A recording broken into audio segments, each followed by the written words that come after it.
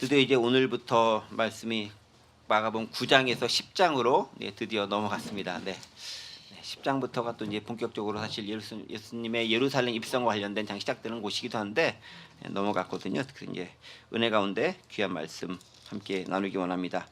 이 시간 하나님께 우리에게 주신 말씀 마가복음 10장 1절에서 12절까지의 말씀이고요. 저 여러분이 한 절씩 교독하시고 마지막 12절 한 목소리로 봉독하겠습니다. 제가 1절 봉독합니다. 예수께서 거기서 떠나 유대 지경과 요단강 건너편으로 가시니 무리가 다시 모여 돕거늘 예수께서 다시 전례대로 가르치시더니 바리새인들이 예수께 나와 그를 시험하여 묻되 사람이 아내를 버리는 것이 옳으니까 대답하여 이르시되 모세가 어떻게 너희에게 명하였느냐. 이르되 모세는 이혼 증서를 써주며 너 버리기를 허락하였느니라. 예수께서 그들에게 이르시되 너희 마음이 완악함으로 말미암아 이 명령을 기록하였거니와 창조 때로부터 사람을 남자와 여자로 지으셨으니 이러므로 사람이 그 부모를 떠나서 그 둘이 한 몸이 될지니라. 이러한즉 이제 둘이 아니요 한 몸이니 그러므로 하나님이 짝지어 주신 것을 사람이 나누지 못할지니라 하시더라. 집에서 제자들이 다시 이 일을 물으니 이르시되 누구든지 그 아내를 버리고 다른 데 장가드는 자는 본처에게 간음을 행함이요 또 아내가 남편을 버리고 다른 데로 시집가면 간음을 행함이니라.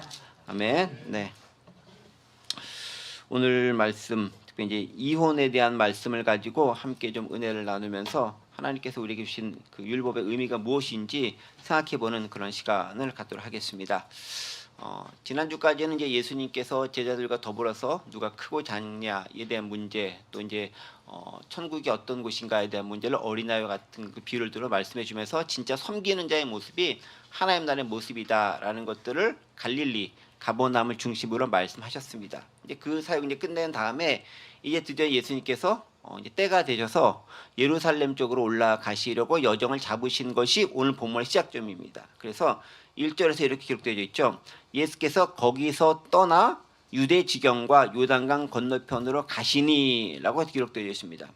여기서 보면 예수님께서 이동하시는 장면이 나오는데 이제 오늘 보면 마가복음에서는 예수께서 거기서 떠나 유대 지경과 요단강 건너편으로 가시니라고 이렇게 거기서가 어디인지 불분명하게 되어져 있지만 오늘 본문과 병행 구절인 마태복음 19장 1절 보면은 좀 명확하게 기록되어져 있어요. 어떻게 기록되냐면 예수께서 이 말씀을 마치시고 갈릴리를 떠나 요단강 건너 유대 지경에 이르시니라고 하면서 거기서가 바로 예수님이 활동하시던 갈릴리 지역이다. 정확히 갈릴리 가버나움 지역이다는 것을 알 수 있습니다. 그리고 사실 우리가 지난 시간까지 계속 9장을 얘기했잖아요. 한 달 이상 얘기했었는데 9장에서 예수님께 활동하신 무대가 갈릴리 가버나움 지역이었습니다. 그러니까 그쪽에서 계속 활동하시고 거기서 이제 숙박하시면서 가르치시고 기적도 행하시고 또 예수님께서 말씀을 전하신 다음에 이게 이동할 때가 돼서 떠나가시는 것이죠. 그러니까 이제 갈릴리 사역, 정확히 말하면 갈릴리 가버나움 그 지역 주변 사역을 마무리하시고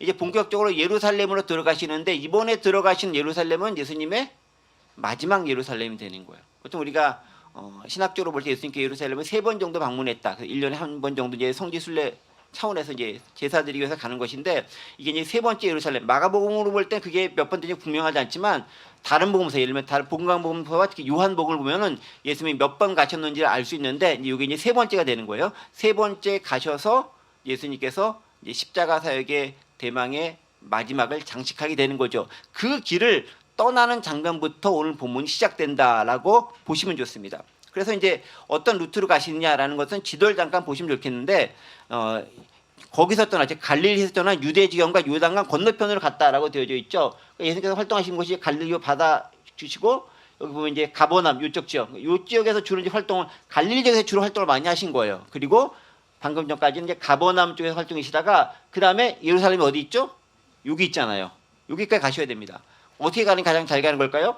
길 따라 쭉 내려가면 되죠. 근데 그렇게 유대인들은 보통 많이 안 가죠. 네, 아시겠지만 여기 사마리아 땅이 있기 때문에 이 땅은 일반적인 유대인들, 남유다 출신 유대인들은 많이 가지 않습니다. 그럼 어떻게 갑니까? 여기서 돌아서 가는 거예요. 그래서 요단강 동편, 또 요단 저편이라고 하는 것들은 요단 이쪽 동편이잖아요. 여기 동편 이쪽 서쪽이잖아요. 그러니까 요단 동편 어느 쪽? 베레아 지역을 거쳐서 갔다라는 표현입니다. 그래서 요단 동편으로 갔다, 요단강 건너서 갔다라는 표현은 베레아 지역을 거쳐서 갔다라는 거가 되는 거예요. 근데 이제 데가볼리와 베레아는 약간 다른 지역입니다. 어떻게 다르냐면은 베레아 지역까지는 정확히 얘기하면 이스라엘 고대 이스라엘의 땅에 해당되는 것이고 지금도 이스라엘의 분봉왕 관련된 사람들이 다스린 지역이고 정확히 얘기하면 이제 뭐 헤롯 안디바가 다스린 그런 지역인 거예요. 그런데 데가볼리 지역은 완전히 이방 지역인 거예요. 그러니까 데가볼리쯤 되면 완전히 이방이다라고 하지만 베레아는 이스라엘의 유대족에 속해 있는 곳이다라는 게 이스라엘 사람들이 가지고 있는 생각인 거예요. 그러니까 같은 이제 유대족을 갈 때 이렇게 하면 가장 빠르겠지만 가장 이렇게 안 가고 요단강 동편으로 가시다가 넘어서 베레아 지역을 거쳐 가지고 예루살렘으로 들어가시는 그 과정 가운데 있다라고 보는 겁니다. 그래서 거기서 떠나 유대지경과 요단강 건너편으로 가시는 말씀은 이렇게 가셨다라는 것을 우리가 발견할 수 있는 것이죠. 여정을 여러분들께서 한번 염두에 두시면은 도움이 될까 싶습니다. 자, 어쨌든 간에 예수님께서는 갈릴리 사역 마치고 예루살렘으로 가십니다. 그런데 어느 지역 가시냐면은 말 그대로 베레아 지역을 가시는데 그 베레아 지역은 어떤 사람이 다스리냐면은 헤롯 안디바가 다스린 지역이다. 근데 헤롯 안디바가 어떤 일을 했었느냐? 세례 요한의 목을 뱉던 인물. 우리 예전에 함께 말씀 살펴봤죠. 그 인물이 헤롯 안디바였다는 것이죠. 그리고 헤롯 안디바라는 하는 것들은 오늘 또 예수님과 바리새인들이 논쟁을 하는데 그것과도 나름대로 연관이 되어진 부분들도 있습니다. 그 정도까지 염두에 두신 다음에 보시면 좋겠습니다. 자, 어쨌든 이제 예수님께서 이 지역을 거쳐가지고 예루살렘이라고 하는 곳을 향해 나가고 있습니다. 예루살렘은 아까도 말씀드렸듯이 어떤 곳? 예수님의 고난과 죽음 그리고 부활이 기다리고 있는 곳이죠. 부활만 하면 좋겠지만 부활을 위해서는 반드시 죽어야 부활이 있는 거잖아요. 죽지 않고는 부활이 없는 거죠. 그냥 들려 올라가 뭐 이런 건 있어도 부활은 반드시 죽으셔야 하는 거예요. 근데 죽기 위해서는 고난, 즉 십자가 사건이 그 가운데 있어야 되는 것이죠. 즉 십자가를 지기 위해 그 고통과 고난의 것을 미리 아시면서도 예수님께서는 묵묵히 자신의 길을 걸어가고 계신 겁니다. 근데 이때 가시는 것은 예전에 갔던 것과 달리 조금 더 비장한 모습 가운데 있었을 것이고요. 또 가시기 전부터 계속해서 내가 예루살렘에 왜 가는지 또 본인의 죽으심과 고통과 장사 지냄에 대해서 여러 차례 예고하신 걸 통해서 그 목적이 무엇이다라는 것들을 강조하시면서 말씀하고 계십니다. 자, 그런데 가시면서도 예수님께서 여전히 하고 계신 것 또 한 가지 있죠. 1절 보세요. 뭐 있습니까? 예수께서 거기서 떠나 유대지경과 요단 건너편을 가시니 무리가 다시 모여들거늘 예수께서 다시 전례대로 가르치신다. 예수님이 움직이면 여전히 무리들은 계속 모여드는 거예요. 예수님의 영향력은 참 탁월하시죠. 뭐 어쩔 수 없죠. 예수님이니까. 네. 무리들이 모여드니까 또 그 무리들 그냥 내버리지 않고 또 가르치는 거예요. 그러니까 가시면서도 여전히 예수님께서는 가르치시는 사역을 끝까지 지속하셨다는 거죠. 가르치는 사역은 예수님께서 예수님의 이 지상을 마치는 순간까지 지속하셨던 사역이고 또 그 가르침이 있었기 때문에 예수님의 제자들이 오늘 우리 시대에 복음을 전하는 그 일꾼들이 될 수 있었다. 그리고 복음서가 기록된 것들도 사실은 그 가르쳤던 제자들이 있었기 때문에 가능한 일이었던 거죠. 그냥 복음서가 기록된 것은 아니니까 그런 것까지 우리 염두에 둘 필요가 있다라고 싶습니다. 그렇게 가는 것 과정 가운데서 예수님께서 한 무리의 사람들을 만나게 됩니다. 누굴 만나느냐? 바리새인들을 만나죠. 2절에 있는 말씀입니다. 바리새인들이 예수께 나와 그를 시험하여 묻되 사람이 아내를 버린 것이 옳으니까라고 묻습니다. 사람들이 모여들어서 막 가르치시고 또 복음도 전하고 이런 얘기를 하시는데 그때 또 바리새인들이 승글머니 다가와가지고 예수님께 질문하죠. 몰라서 질문하는 거면 참 좋은데 몰라서 질문하지 않죠. 어떻게 질문합니까? 시험하기 위해서 여기 시험하여 묻되 사람이 아내를 버리는 것이 옳습니까? 라고 질문합니다. 약간 좀 생뚱맞아 보이는 질문이죠. 네. 갑자기 사람이 아내를 버리는 것이 옳습니까? 물론 이제 아무 질문이나 할 수 있어요. 네. 열려놓고 아무거나 질문해 보세요라고 하면 진짜 궁금한 거 다 물어볼 수 있어요. 근데 갑자기 이 질문, 생뚱맞게 이 질문이 왜 나왔을까 싶은 생각도 드는 거죠. 근데 이유가 있죠. 이유가 있습니다. 왜냐? 그 당시 항상 한참 그들에게 문제가 됐던 큰 이슈 가운데 하나가 아내를 버리는 문제. 이게 너무 좀 과격한 표현이고요. 성경에 나온 표현이긴 하지만 이혼 문제에 대한 것이 상당히 중요한 그 당시에 율법 학자들 사이에서 이슈가 됐었던 어느 하나 좀 명확하게 딱 결론을 내지 못했던 그런 문제 가운데 하나였다라는 것입니다. 어떤 문제였느냐 이런 거죠. 이혼이 가능하냐 안 하냐. 이 질문 못 찾게 가지고 그러면 어떤 경우에 이혼할 수 있느냐.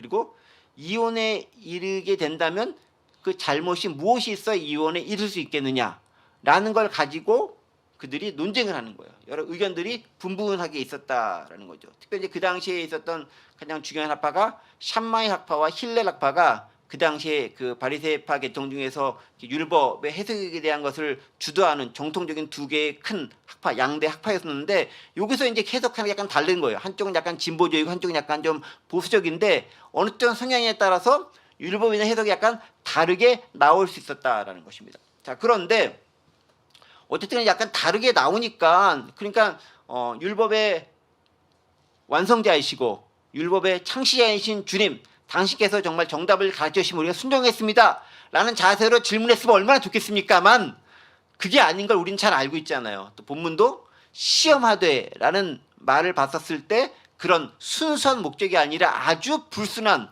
못된 나쁜 한 대 쥐어받고 싶은 그런 목적으로 이 사람들이 질문하고 있습니다. 근데 왜 이 질문을 하냐면요. 그 당시 이게 한참 이슈가 되고 있기 때문에 그럼 이혼을 해야 됩니까? 말아야 됩니까? 아내를 버려야 됩니까? 말아야 됩니까? 해서 어느 쪽을 답을 해도 문제가 생기는 거예요. 걸리는 거예요. 그러니까 둘 다 함정을 파놓는 거죠. 이쪽을 해도 함정에 걸리고 저쪽을 해도 함정에 걸릴 수 있도록 소위 말해서 올무를 놓고 걸리기만 해라 라는 심정으로 질문을 던진 거예요. 근데 예수님께서 뭐 그들의 그런 의도를 모르실 분이 아니잖아요. 이미 다 꿰뚫고 보시는 거기 때문에 뭐 그런 얄팍한 수에 넘어가실 만한 분이 아니죠. 이미 게임이 안 되는 거죠. 자, 그렇다면 어떤 함정을 그들이 왜 놓고 있었느냐 좀 생각해 보죠. 자, 이런 생각이 있을 거예요. 이혼이 가능하다라고 주장하는 부류가 있었어요. 이혼이 가능하다.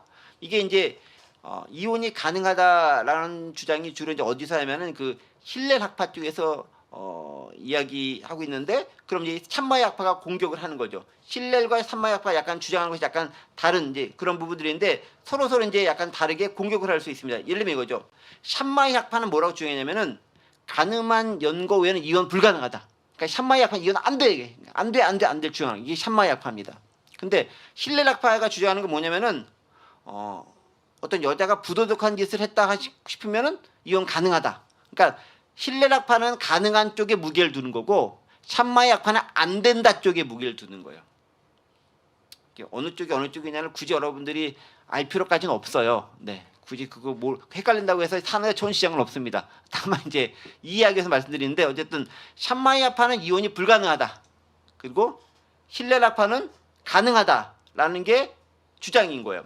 그러니까 가능하다라고 얘기했을 때와 불가능하다고 얘기했을 때 둘 다 모두 어느 한쪽에서는 공격받기 마련인 거예요. 한쪽에서는 이혼이 가능하다라고 얘기하면 샴마이 학파가 공격하는 거죠. 아니 이혼 안 되는데 왜 이혼 된다고 해? 라고 공격할 수 있는 거죠. 또 이혼 불가능하다라고 하면 또 이제 힐렐 학파가 공격하는 거죠. 아니 왜 안 돼? 이런저런 잘못했으면 이혼할 수 있는 거 아니야? 라고 공격을 하는 거예요.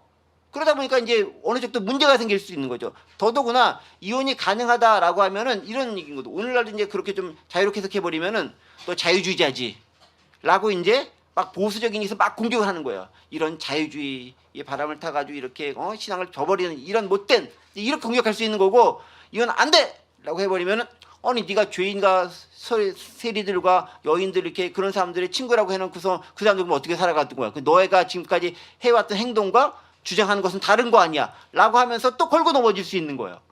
그러니까 이제 어느 쪽을 선택하더라도 걸릴 수밖에 없게 아주 못된 그런 함정을 파놓고 예수님을 지금 이렇게 함정으로 몰아넣고 있는 거죠.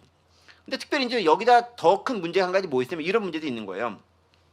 아까 예수님께서 지나오셨던 땅이 어떤 땅이라 그랬죠? 베레아 땅. 근데 그쪽이 누가 다스리는 땅? 헤롯 안디바가 분봉으로 다스리는 땅. 근데 헤롯 안디바가 그 당시 이제 큰 문제 때문에 사회적인 지탄을 받고 있었어요. 그것 때문에 세례 요한이 죽었잖아요. 무슨 얘기? 결혼 문제 때문에 그런 문제가 있었던 거죠. 어떤 겁니까? 전초와 이혼하고 헤로디아드 형사 결혼한 그런 나쁜 전례를 남기고 그러니까 이게 옳으냐 그러냐의 문제가 이제 발생했는데 이게 이제 그러다라고 얘기하면은 헤로드한테 죽을 것 같고 뭐 괜찮다라고 얘기하면은 이것도 이렇게 악을 용인해 주는 것 같고 그러니까 이러지도 저러지도 못하는 것 가운데 있는 거예요. 그러니까 이제 예수님도 마찬가지 경우인 거예요. 어느 쪽을 대답하느냐에 따라 가지고 이게 헤로드에게 공격을 받느냐 또 헤롯의 반대편에서 정의를 주장하는 사람들로부터 공격을 받느냐가 달라질 수 있는 부분이 되는 거죠. 특별히 그 지역을 지나면서 다스리던 왕이 분봉왕이 헤롯 안디바였기 때문에 더더구나 이것은 상당히 민감할 수밖에 없는 그런 이슈였다라는 거예요. 그런 것을 바리새인들이 알고 질문하는 거죠. 그 정치적인 그런 상황 가운데 있는 것들, 율법의 그 애매한 부분들, 그냥 해석이 분분한 것인 것들, 또 이게 논쟁이 많이 일어나니까 어느 쪽을 가더라도 걸려 넘어질 수밖에 없는 것을 알고 책을 잡으려는 아주 못된 생각을 하는 거죠. 순수하지 못한 의도를 가지고 예수님을 공격하고 있습니다. 그럴 때 예수님께서 주로 어떤 방식으로 대화를 이끌어 가실까요?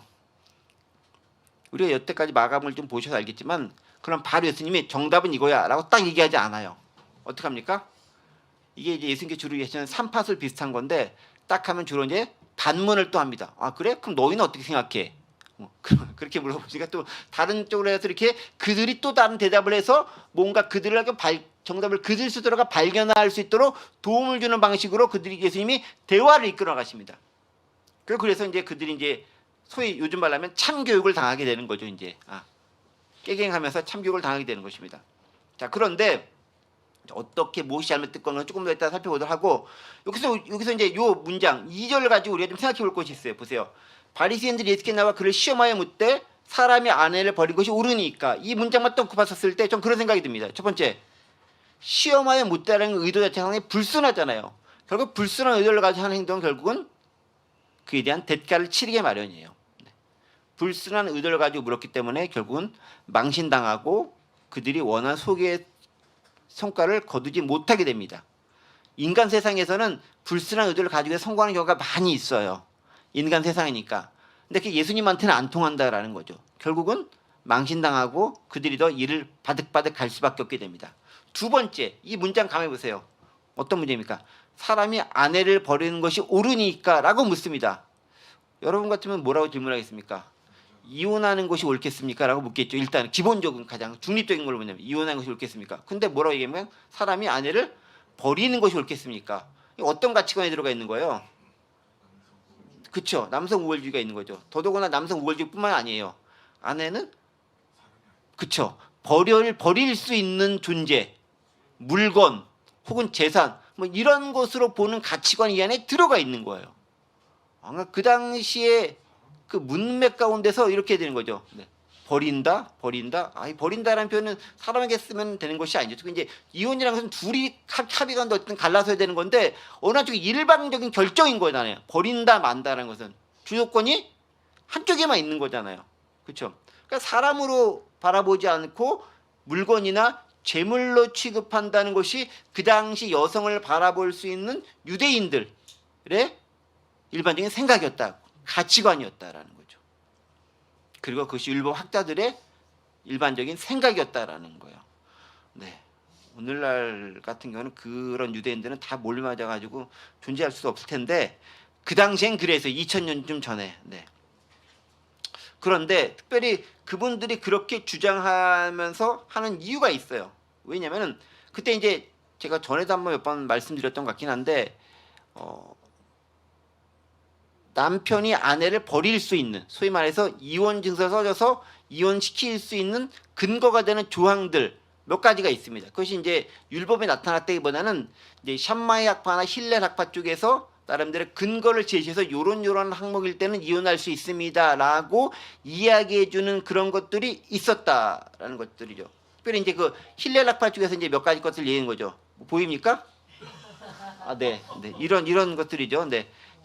이혼의 사유에 대한 것. 이혼의 사유가 어떤 거냐면 수치스러운 일인 거예요. 수치스러운 일이라는 그런 단어가 나오는데 그게 이제 이혼의 사유가 되는 거죠. 어떤 사유가 되는가 여기 있습니다. 보면 첫 번째 아내가 요리를 못할 때, 네. 요새는 남편이 요리를 못할 텐데, 네. 낯선 남자와 이야기할 때. 이제 걸 수 있는 조항이 된다라는 거예요. 꼭 다 이렇게 하면 된다는 게 아니라 이런 일이 있을 때 걸 수 있다라는 거예요. 일을 잘 못할 때, 네. 남편 시댁에 대해 싫은 소리 할 때, 아내 목소리가 이웃집에까지 들릴 정도로 클 때, 이게 이제 그런 이유가 되는 거예요. 그리고 제가 이제 여기서 기록하지 않았는데 심지어 어떻게 주장하는 사람들이냐면은 그 아내가 그냥 괜히 마음에 안 들어. 그럴 때. 네. 그것까지 주장하는 경우가 있는 거죠. 네. 그렇게 생각한 것이 다 이혼이 가능한 조건으로 여겨지는 조항들이었다라는 거예요.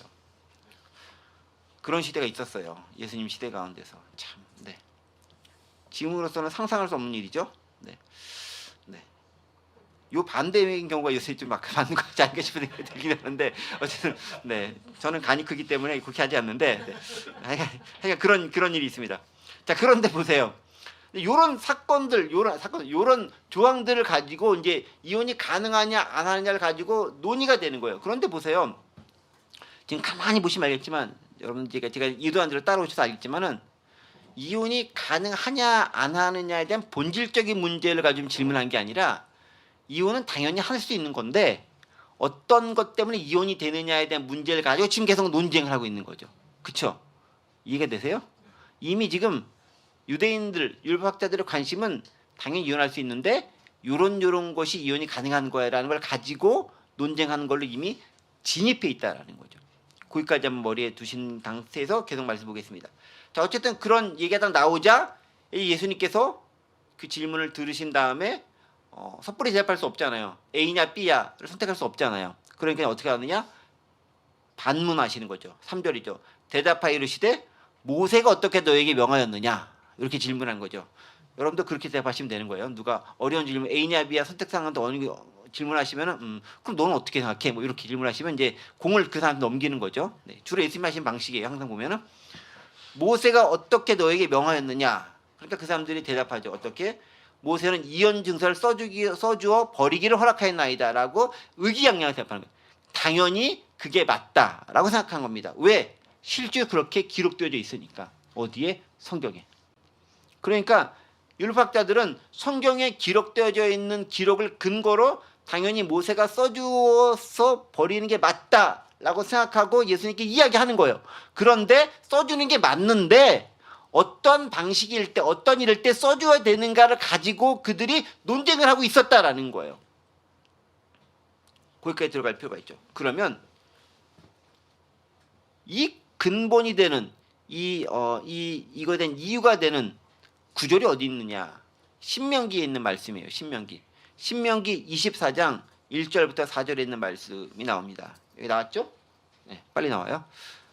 사람이 아내를 맞이하여 데려온 후에 그에게 수치되는 일이 있으면 발견을. 아까 제가 이제 수치되는 일이라 썼죠. 여기 나오는 그 편이 수치되는 일이 그 편이에요. 이게 디슨트라는 단어를 쓰는데 이게 이제 그런 거죠. 그를 기뻐하지 아니하면 이혼 증서를 써서 그의 손에 주고 그를 자기 집에서 내보낼 것이요. 그 여자는 그의 집에서 나가서 다른 사람의 아내의 대련이와 그다음에 이제 특별한 이상한 케이스를 얘기하는 거예요. 그 둘째 남편도 그를 미워해 이혼 증서를 써서 그의 손에 주고 그를 자기 집으로 내보낼 거니와 또는 그를 아내를 맞이한 둘째 남편이 죽었다 하자. 그 여자는 이미 몸을 더럽혔은즉 그를 내보낸 전 남편이 그를 다시 아내를 맞이하지 말지니 이는 여호와 앞에 가증한 것이다라고 하면서 이제 쭉쭉 이야기를 하고 있죠. 이게 좀 되게 좀 이상한 유대인의 전례가 있는 거예요. 이게 형사 취수 같은 경우는 이제 형이 죽었을 때 아기를 못 낳고 죽었을 때 이제 동생이 이제 그 대를 잇기 위해서 하는 경우인데 이거는 그 경우도 아닌 거예요. 그냥 내보냈는데 또 다른 사람이 와서 하는 경우가 있었다라는 거예요. 그런 경우에 있어서 옳지 못하다라는 것을 언급하면서 이야기를 해 나가는데 어쨌든 간에 그 전에 전제가 되는 게 이혼 증서를 써줄 수 있다라는 거잖아요. 어떻을 때 수치되는 일이 있어서 기쁨이 내게 없으면 기뻐하지 않게 되면은 이혼해 줄 수 있다라는 것으로 해석을 하는 거예요. 제가 영어로도 일부러 이렇게 좀 써놨어요. 여기 보면 who becomes displeasing to him because he finds something indecent about her. 그 여자에 대해서 어떤 부도덕한 어떤 것을 찾게 되면 이게 수치스러운 거예요. indecent가 찾게 됐었을 때 그것 때문에 그를 기쁘게 하지 못하게 되면은 그 여자 내보낼 수 있다라는 게 이혼 증서의 조항 가운데 있는 내용이었다. 모세가 그렇게 이야기했다. 신명기 나오는 거니까 이 조항을 가지고 당연히 이혼할 수 있지 않겠느냐라고 이야기합니다. 그리고 이제 이 조항에 대한 해석을 그러면 그 이혼 증서 내용이 구체적으로 뭐겠느냐? 아까 얘기했을 때 수치스러운 일이 뭐겠느냐를 가지고 의견이 분분한 거예요. 그래서 이제 힐렐이냐 샴마이 학파냐 어느 학파냐에 따라서 좀 더 이렇게 가격하게 내는 곳이 있고 또 이제 그렇지 않은 쪽은 단 한 가지 외에는 안 된다라고 얘기하는 것들도 있고 그렇게 나누는 것들을 발견할 수 있다라는 거죠. 자, 보세요. 그런데 이제 여기서 우리가 질문을 해보죠. 자, 그러면 예수님께서 왜 특별히 바리새인들 예수님을 공격하기 위한 질문을 했을 때 모세를 언급하면서 이야기를 진행시켜 나가는가라는 거죠. 왜 모세를 언급하면서? 이유는 간단하죠. 왜? 모세가 그 율법을 반포했기 때문에 그런 거예요. 그렇죠. 두 번째는 뭐겠습니까? 그렇다면 모세가 왜 이렇게 이야기했겠느냐를 그들에게 가르치기 위한 목적인 거죠. 그냥 예수님의 딱 내 의견은 이거야라고 딱 얘기하지 않고 너희가 근거로 들고 있는 그 구절이 모세가 어떤 의도를 했고 원래 의도가 이것인데 너희가 어떻게 왜곡하고 있는가를 가르쳐 주면서 그들을 고치고 그들에게 잘못된 것을 지적해 주기 위한 목적이 이 가운데 들어가 있다라는 거죠. 그럼 뭘 알아야 되느냐? 모세가 왜 그렇게 기록했겠느냐를 알아야 되는 거죠. 그래야 해결이 된 겁니다. 이거 무척 단순하게 보면 이런 거예요. 모세 입장에서는 이혼해라 라고 단순하게 얘기하는 거고 나중에 쭉 오늘 본문 보시면 예수님은 이혼하지 말라 쪽에 대한 얘기를 하는 거예요. 그러면 모세는 이혼하라고 했는데 왜 당신이 이혼하지 말라고 하는 것인가에 대한 부분들 가지고 되게 상반된 의견 같잖아요. 그런데 두 개가 상반된 의견이 아니다라는 거예요. 결국은 똑같은 건데 어떤 근거를 가지고 하느냐에 따라서 그것을 다르게 해석해 버리는 무리들이 있었다. 특별히 유대인의 율법학자들이 엉뚱하게 해석을 했었다라는 거죠. 그런 원래 의도, 원래 모세가 무엇을 의도하면서 이야기했겠느냐를 좀 생각해 볼 필요가 있다라는 거죠. 본질적인 의도가 무엇이겠느냐라는 것입니다. 자, 생각해 보겠습니다. 모세가 이혼 증서를 허락한 이유는 뭐겠습니까? 학자들이 이제 그거에 대한 걸 나름대로 고민하면서 기록해 놓은 것들이 있습니다. 여러 가지 것을 봤을 때 첫 번째는 이런 것들이에요. 이런 목적이 있을 것입니다. 이혼 증서를 보면은 그냥 이혼함 이렇게 딱 쓰는 게 아니라 이혼하는 내용이 나름대로 증서에 들어가요. 이런 것들 때문에 이혼하게 된다. 써주는 거죠. 근거를 밝혀야 될 거니까. 무조건 이혼 이렇게 할 수는 없으니까. 즉, 그 증서 가운데 엉뚱하거나 말이 안 되는 내용으로 들어가서 이혼되는 것을 방지하려는 목적이 있다는 거죠. 예를 들면은 진짜 말이 안 되는 중, 그러니까 아까 말씀드렸듯이 어떤 학파에서는 뭐 말이 안 되는 거죠. 뭐 목소리가 커가지고 이웃집에 들리면 이혼한다 이런 얘기 있잖아요. 그러니까 그만큼 말이 안 되는 것들도 막 집어넣는 거지. 왜? 법률을 집어넣으면 그게 합법적이 되는 거니까. 근데 그건 나중에 사람이 정하기 나름인 거잖아요. 왜냐면 그게 정해져 있으니까 그걸 가지고 조항을 가지고 증서에 쓸 수 있어요. 그렇게 쓰면은 합법적으로 이혼이 되는 거야. 그러니까 그런 조항들을 일부러 만들어 놓는 거죠. 법을 아는 사람들이 참 착해야 되는데 못된 짓 할 때가 많이 있어요. 어쨌든 간에 그 증서에 엉뚱한 말이 안 되는 내용이 들어가는 것을 방지하려는 목적이 그 첫 번째 있습니다. 두 번째는 뭐냐면 이거예요. 아주 실질적인 건데요. 이혼 증서가 있어야 이혼을 당한 여자가 재혼을 할 수가 있는 거예요. 그러니까 이혼 증서가 없으면 이 여자가 합법적으로 이혼 당하지 않은 거잖아요. 그러니까 이혼하지 않은 여자가 다른 사람들한테 시집가는 것이 불가능한 거잖아요. 그러니까 이혼이 됐다라고 하면 그 여자가 갈 수가 있는데 이혼이 됐다는 걸 어떻게 증명해 주느냐?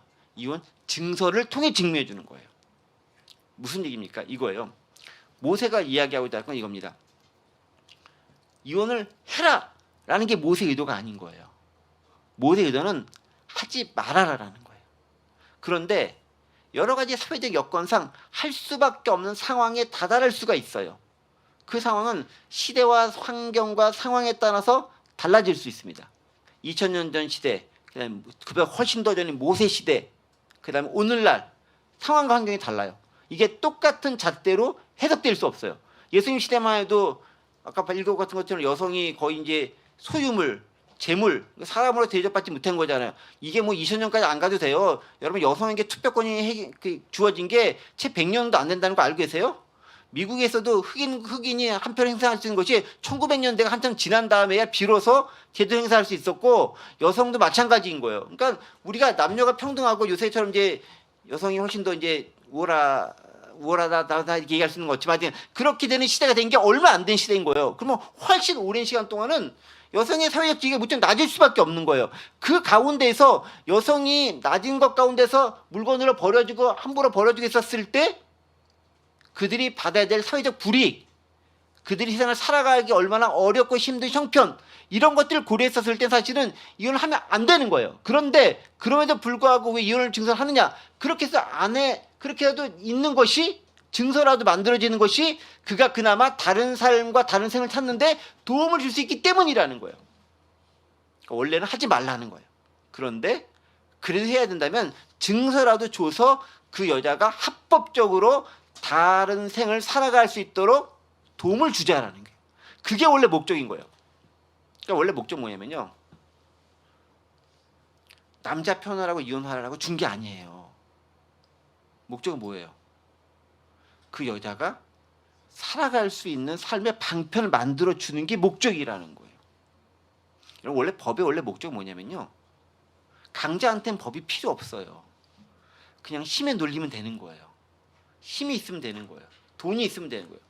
근데 누가 법이 필요하면요, 힘 없고 돈 없고 빼고 없는 사람이 의존할 것이 법밖에 없는 거예요. 거기서라도 나를 바로잡아주지 않으면 내가 이길 수가 없잖아요. 너무 억울하잖아요. 그러니까 법이라도 제대로 해주길 바라는 게 소외되는 사람들, 약한 사람들, 힘없는 사람들이 간절히 바라는 거예요. 법은 그런 목적으로 만들어지는 거예요, 원래가. 그러니까 법은 정확히 얘기하면, 제가 조금 흥분해서 얘기하지만은, 법은 정확히 얘기하면 기계적 중립이 법의 정신이 아니에요. 약자를 위한 게 법인 거예요. 강자한테는 법이 필요 없어요. 힘 자체가 법인데 그 사람들은 법이 만들어지길 원치 않아. 그런데 왜 만들어지길 원하느냐? 합법적으로 괴롭힐 때, 그때 필요한 거예요. 법의 오용과 남용이죠. 누가 그 짓을 했느냐? 율법 학자들이 그거 하고 있는 거예요, 지금. 오용과 남용으로 잘못 해석하고 자기들에게 유리하게 해석해 버리는 거죠. 근데 다른 사람은 토를 날지 못해. 왜? 그 사람들이 율법 학자잖아요. 율법의 전문가잖아요. 전문가들 그렇게 딱 하고 땅땅땅 쳐버리니까 나머지 율법도 제대로 몰라. 그 당시에 구약성경 읽을 수 있는 사람이 얼마나 됐겠어요? 거의 없어요. 성경도 읽을 줄 모르고 무슨 내용이 있는지도 모르고, 그런데 전문가는 사람이 그렇게 얘기하지만 그게 정답이거니 하고 아는 거예요. 오늘날처럼 모든 사람 누구나 성경이 여러 가지 수백 가지 언어로 번역돼서 누구나 볼 수 있는 그 시대가 아닌 거예요. 그러면 누가 권력자가 누가 힘이 있는 것입니까? 그 지식을 독점하고 있는 그 사람이 힘이고 권력인 거예요. 그 지식이 힘이고 권력인 거예요. 그게 무서운 거죠. 그 사람이 좌지우지하는 거예요. 어떻게? 나 편하게. 그게 그 당시 모습이었다라는 거죠. 그래서 모세가 증서를 써주라 했던 이유는 그거인 거예요. 이혼하지 말아야 되는데 그래도 할 거면 증서를 써주라라는 거예요. 그게 그나마 그 여인 약자를 돌볼 수 있는 기능이다라는 거죠. 그래서 5절에서 예수님께서 한 칼에 딱 정리해 주셨으니까, 예수께서 그들의 이르시되 너희 마음이 완악함으로 말미암아 이 명령을 기록하였거니와. 왜 모세가 적었다고요? 니들 인간들의 마음이 완악하고 나쁘기 때문에 그거라도 해놔서 최소한의 장치로 여인들을 좀 보호해야 되기 때문에 이 증서를 만들라고 써줬다라는 거예요. 그게 이혼 증서를 써주라고 하는 근본적인 이유였다라는 거예요. 그런데 이것을 어떻게 해석하느냐? 이혼 증서가 있으면은 합법적으로 할 수 있으니까 그것을 불법적으로 남용하고 오용해서 사용하는 거죠. 오늘날도 그걸 그렇게 이용하고 있는 나쁜 사람들이 많아요. 법을 그렇게. 네. 요즘 나오는 사건도 그 비슷한 사건이에요. 네. 더 이상 얘기는 안 하고. 네. 자, 어쨌든 그렇습니다. 그래서 법의 목적은 약자를 보호하는 게 법의 목적이다라는 거죠. 가능한 이혼하지 말라. 여성을 소유물로 여기지 말라. 약자인 여성의 권리를 지켜야 된다라는 것입니다. 더구나 더불어 한 가지 더 나가죠. 성경을 엉뚱하게 자기 마음대로 유리하게 해석하는 것, 특히 본인이 권위를 가졌다고 해서 그렇게 해석하는 것은 엄청나게 옳지 않다고, 매우 위험하다고 경고하시는 말씀이 있는 거죠.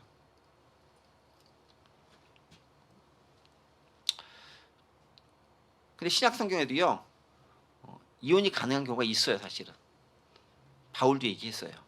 이때는 이혼해도 된다. 어느 때 있냐면요, 고린도전서 7장 15절에 있습니다. 혹 믿지 아니하는 자가 갈리거든 갈리게 하라. 형제나 자매가 이런 일에 구애될 것이 없느니라. 그러나 하나님은 화평 중에서 너희를 부르셨느니라.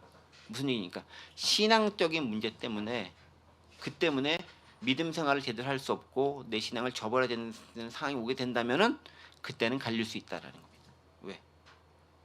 어쨌든 간에 신앙에 대한 문제는 내 평생에 대한 문제뿐만 아니라 영혼에 대한 문제까지 포함하고 있는 거잖아요. 그러니까 그 외에는 가능하면 갈리지 말아요. 그래서 뭐 고린도서 7장 15장 이렇게 얘기하죠. 그러나 하나님 화평 중에서 너희를 부르셨느니라. 그래도 가능하면 헤어지지 않도록 해라. 가능하면 같이 있으면서 뭔가를 도모하도록 하라라는 게 성경에서 사실은 이야기하고 있는 바이긴 해요.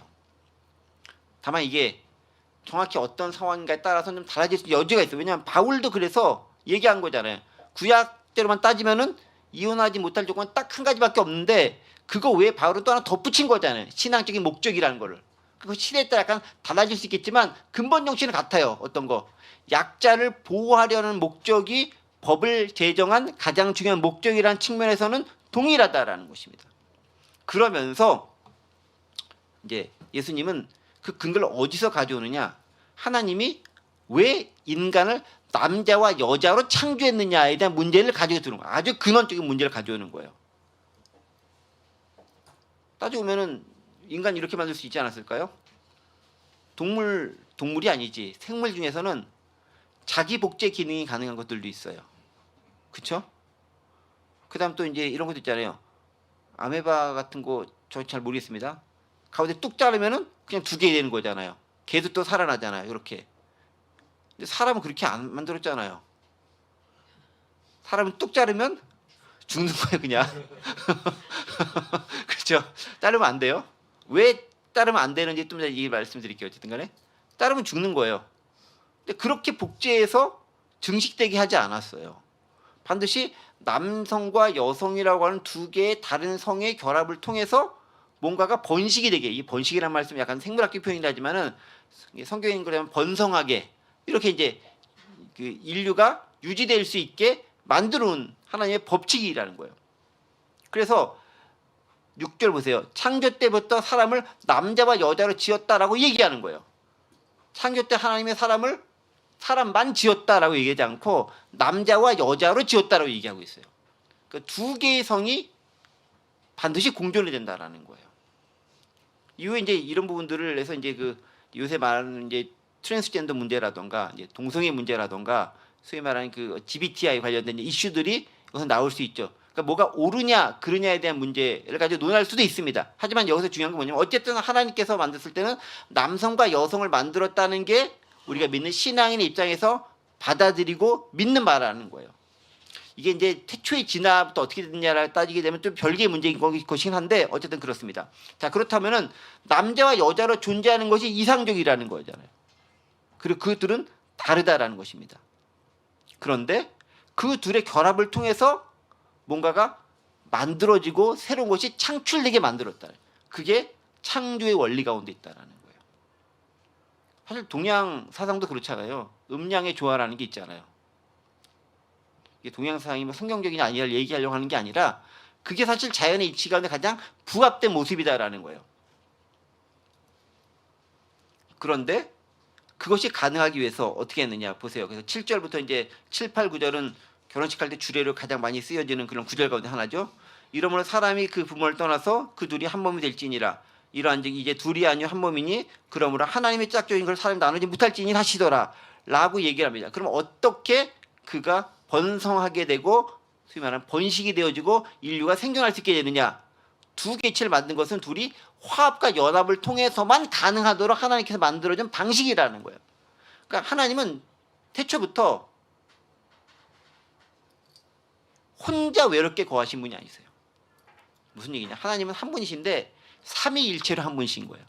하나님께서 천지를 창조할 때 우리가 천지를 창조했다 얘기는 복수를 씁니다. 왜냐하면 성부, 성자, 성령 삼위 하나님께서 함께 하나의 하나님이지만 이걸 뭐 이론적으로 논리적으로 이해하지 마시고 세 위격의 하나님께서 서로 상호간에 교제하시면서 천지를 창조하시고 역사를 이루고 섭리해 나가시는 과정 가운데 있는 거예요. 자, 그렇다고 했을 때 혼자가 아니라 복수성인 거예요. 복수성. 그건 되게 중요한 거예요. 우리도 세상을 살아가서 혼자 살아가는 게 아니에요. 기독교가 개인주의와 이기주의가 되지 말아야 되는 것은 뭐냐면은 혼자 모든 걸 다 할 수 있는 것이 아니기 때문이라는 거죠.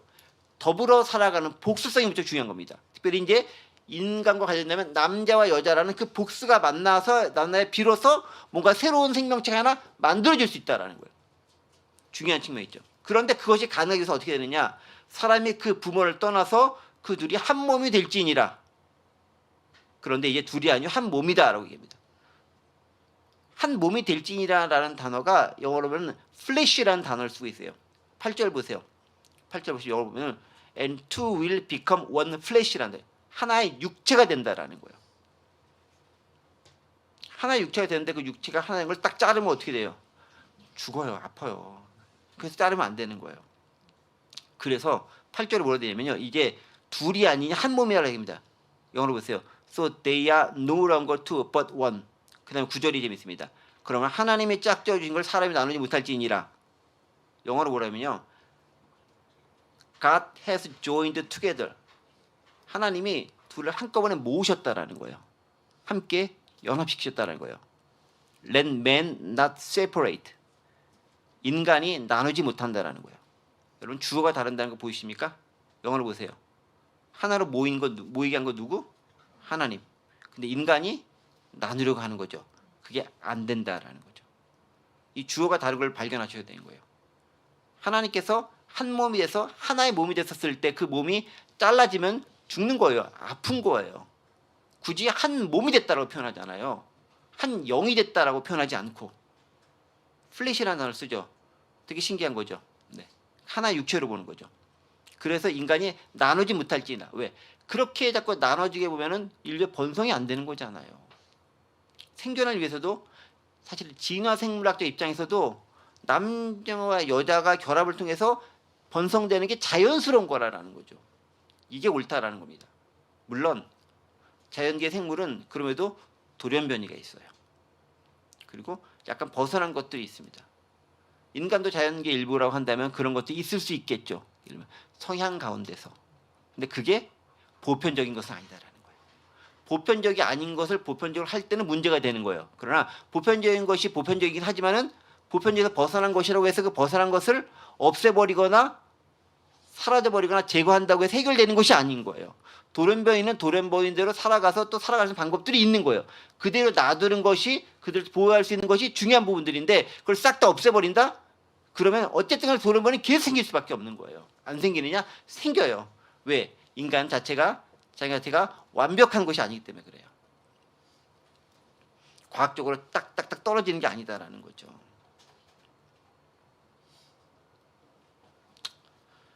이렇게 말씀하신 다음에 예수님은 제자들에게 또 특별 교육하시는 거잖아요. 10절 보세요.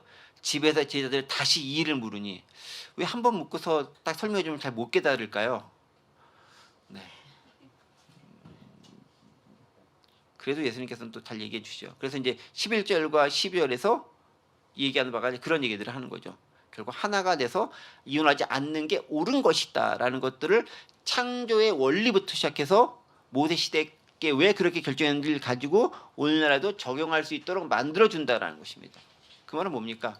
결국은 하나님께서 우리에게 원래 만들었던 그 창조의 원리, 그 본질적인 의미를 제대로 알고 있다면 나 편하다고 율법을 엉뚱 해석하거나 우리가 나 유익하다고 해석해내는 그런 오류를 범하면 안 된다라는 것입니다. 그건 하나님에 대한 모욕과 율법을 주신 분에 대한 엄청난 왜곡이 되는 거죠. 말씀을 정리해 보겠습니다. 이혼은 하라는 거예요, 말라는 거예요? 가능하면 하지 말라는 거예요. 그러나 그것 때문에 연약한 사람이 너무 힘든 상황에 처하거나 그게 생명이 위협받거나 인간으로서 살아갈 수 없는 상황이 된다면은 이혼하게 내줄 수도 있다라는 거예요. 하지만 그것은 하나님의 창조의 섭리 가운데서 반드시 부합되는 것은 아니다. 그러나 그렇게라도 해서 그가 살아갈 수 있는 길을 내주는 것이 차선책이 된다라는 거예요. 최선은 아니지만 차선은 된다라는 것들이죠. 우리는 너무 뭐 아니면 도에만 익숙해져가지고 이게 아니면 죽음을 달라 뭐 이렇게 얘기하는데 꼭 그건 아닌 거예요. 성경도 얘기하는 거죠. 차선책을 마련해 놓으신 거죠. 이혼할 수 있는 길을 주신 것입니다. 그런데 그것은 남성들이여 니네 마음대로 네가 유익한 대로 하라고 주신 게 아니라 그 당시 여성들이 살아갈 수 있는 방편을 마련해 놓으신 거다라는 거죠. 우리는 그 본질적인 의미를 이해할 수 있어야 되는 거예요. 그래서 약자를 배려하고 소외된 자를 배려하고 힘없는 자를 배려하는 게 율법의 근본 정신 가운데 있는 거예요. 그래서 사랑과 생명이 율법의 정신 가운데 들어있는 거예요. 이걸 왜곡하고 글자 그대로만 문자 그대로만 주황 그대로만 가지고 적응하는 못된 사람들이 있어요. 그 당시나 지금이나 천벌을 받을지어다가 되는 거예요. 말씀 마치겠습니다. 기도합니다. 하나님, 우리가 주님의 말씀을 올바로 해석하고 그 근본 정신을 바르게 깨달을 수 있도록 도와주시옵소서. 율법에 대한 자의적인 해석과 이기적인 해석을 통해서 잘 모르거나 힘없는 사람들이 그것으로 인해 고통당하지 않게 도와주옵소서.